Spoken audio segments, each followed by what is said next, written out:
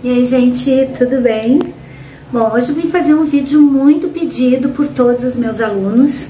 Tem alguns vídeos que os meus alunos pedem e eu faço a pedido deles. Estou aqui me arrumando para ir trabalhar e resolvi gravar esse vídeo hoje porque foi um pedido que me fizeram ontem ainda, que eu contasse essa história no YouTube, então eu vou contar. Hoje eu vou contar para vocês sobre a maldição do faraó.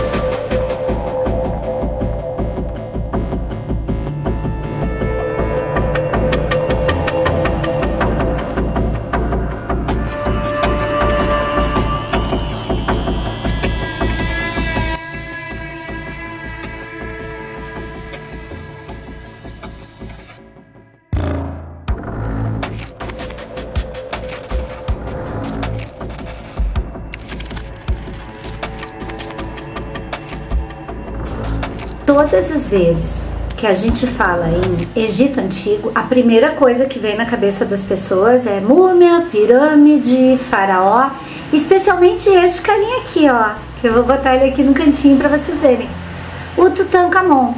E a descoberta do sarcófago do Tutankhamon, da sua tumba, né, da sua mastaba que guardava o seu corpo, é uma das maiores contribuições do Egito para a egiptologia e para o entendimento de muita coisa que sabemos hoje sobre a história do Egito. Porém, a escavação desta tumba, a descoberta deste rei menino, né, com todo o seu acervo, ela é envolta num dos maiores mistérios do início do século XX e da história da humanidade, que é o fato de que todas as pessoas envolvidas na escavação do Tutankhamon acabaram morrendo de forma súbita e repentina em um curto espaço de tempo. E isso foi chamado durante muito tempo pelo apelido, pela alcunha de a maldição do faraó. E hoje eu vou contar para vocês o que aconteceu assim desde o início, né, dessa escavação e todas as pessoas envolvidas e por que acabaram todos morrendo. Pelo menos a gente acha que a gente sabe essa resposta hoje, apesar de ainda ser um grande mistério, né, essas mortes tão sequenciais e tão repentinas que aconteceram. Bom, a gente sabe que no início do século XX a egiptologia estava em alta e a França e a Inglaterra lideravam as escavações do Cairo, no Vale dos Reis, né, em Gizé, em todas aquelas regiões que foram descobertas tantas e tantas tumbas, mastabas, templos, estatuários, né, que hoje nos são muito raros e muito importantes na tradição da egiptologia e da história do Egito. Eis que lá no início do século XX se descobre a tumba do Tutankhamon. Como é que isso aconteceu? Em 4 de novembro de 2022 fez 100 anos que Howard Carter, um arqueólogo inglês que trabalhava sobre a égide do mecenato de Lord Carnarvon, né, um nobre inglês que financiava as escavações do Cairo, encontrou a tumba do Tutankhamon. 4 de novembro de 1922 foi a descoberta de mais de 5.400 objetos e foi por um acaso. O filho de um dos trabalhadores que estava trabalhando nas escavações no Vale dos Reis viu uma pequena pedra e resolveu imitar os arqueólogos e dar uma cutucadinha para ver o que ele achava. E quando ele cutucou, ele se deparou com o escorregar das areias, chamou a equipe que achou a tumba do Tutankhamon, né? Na verdade achou os degraus que desciam até a mastaba, né, da tumba do Tutankhamon. Mastaba é como se fosse a base de uma pirâmide que leva a uma câmara mortuária para baixo da terra. A maioria, aliás, a maioria das tumbas dos Vales dos Reis, elas são mastabas. A gente tem a faraó só se enterra em pirâmide. Não, muitos e a maioria dos faraós se enterram em mastabas, né? Em alguns templos e mastabas dentro dos templos. E o Tutankhamon era um faraó da 18ª dinastia, as dinastias egípcias, elas são numeradas, né? E a tumba dele era KV62, se não me engano, né? Que é Kings Valley 62. E essa tumba KV62 é a tumba do rei menino, do Tutankhamon, né? O rei do menino frágil, como a equipe chamava ele, pelas circunstâncias, pelo seu porte. Enfim, o Howard Carter, ele acaba achando a tumba do Tutankhamon. Ele primeiro espia por uma fresta, mas ele não abre a tumba até que o seu mecenas, o Lord Carnarvon, chegasse da Inglaterra no Cairo, para então eles verem todas as maravilhas juntos. Diz que o Lord Carnarvon diz para ele: quando tu espia lá para dentro, o que tu enxerga, Carter? E o Howard Carter responde: eu enxergo maravilhas.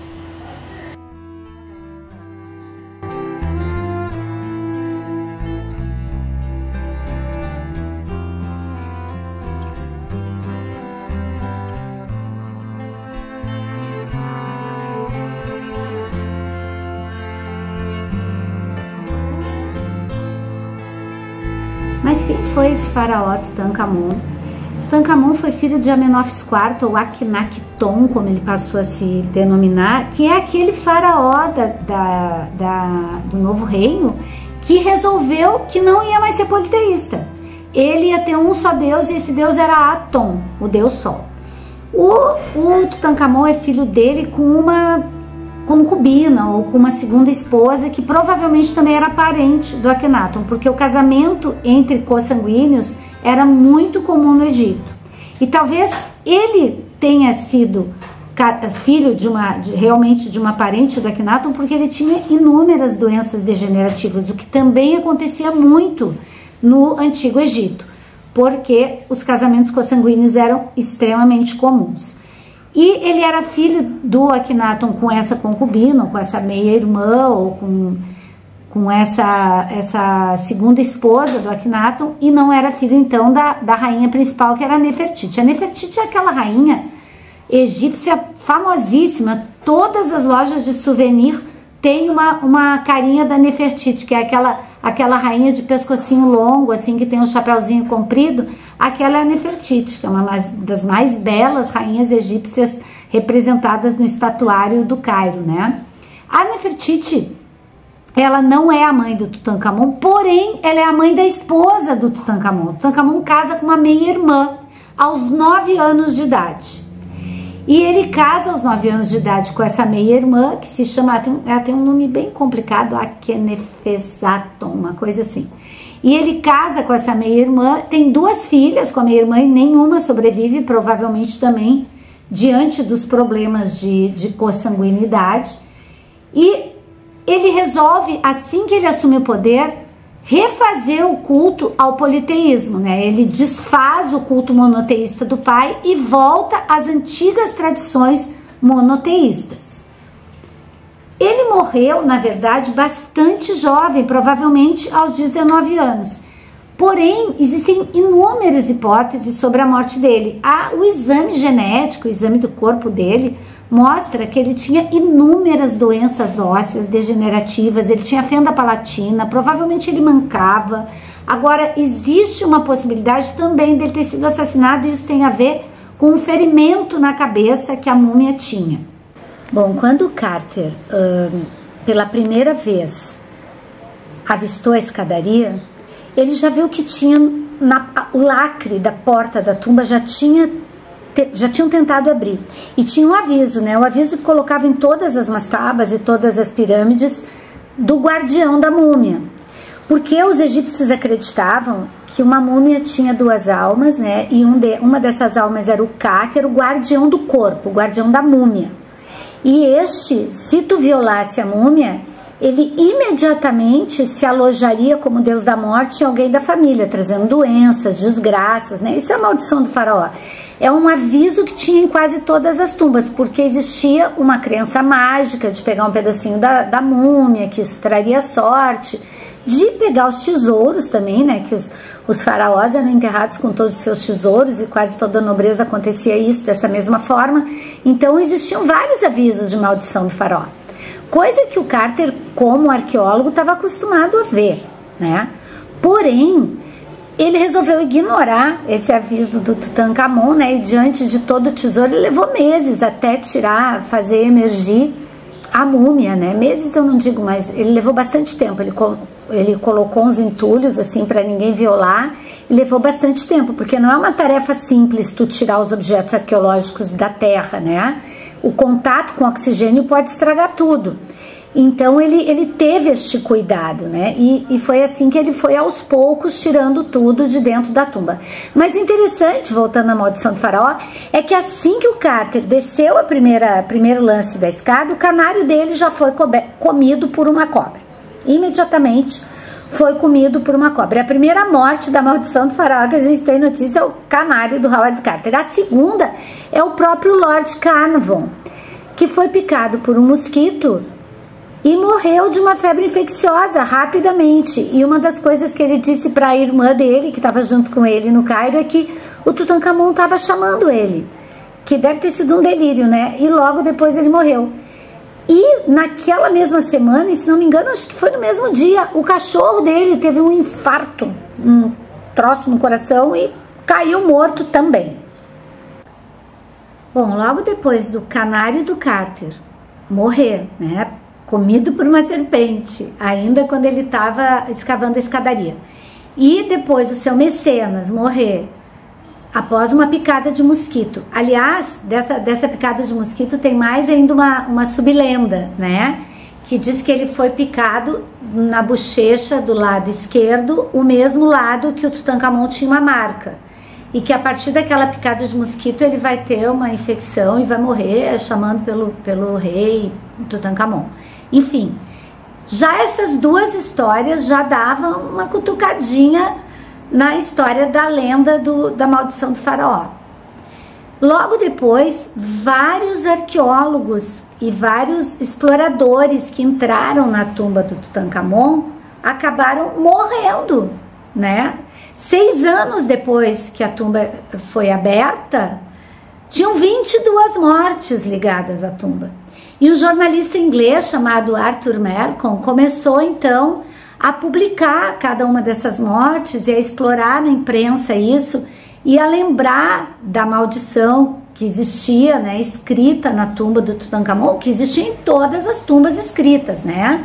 Que na verdade é aquela história de cada faraó ter 2 almas e uma alma ser a alma que cuida do corpo, e que se tu violar o corpo do faraó, aquela alma que cuida do corpo, que a gente chama de Ka, ela segue o violador, ela é uma alma ligada à morte, portanto ela vai trazer a morte para o violador por uma doença desconhecida ou muita má sorte, né? Isso era a maldição do faraó, era o que mais se falava, assim, era o mais recorrente.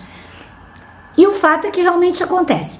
Logo, algumas explicações científicas começam a ser dadas para essas mortes, principalmente a partir da década de 60, começa a se pesquisar, porque outras mortes aconteceram de arqueólogos, né, por entradas em tumba.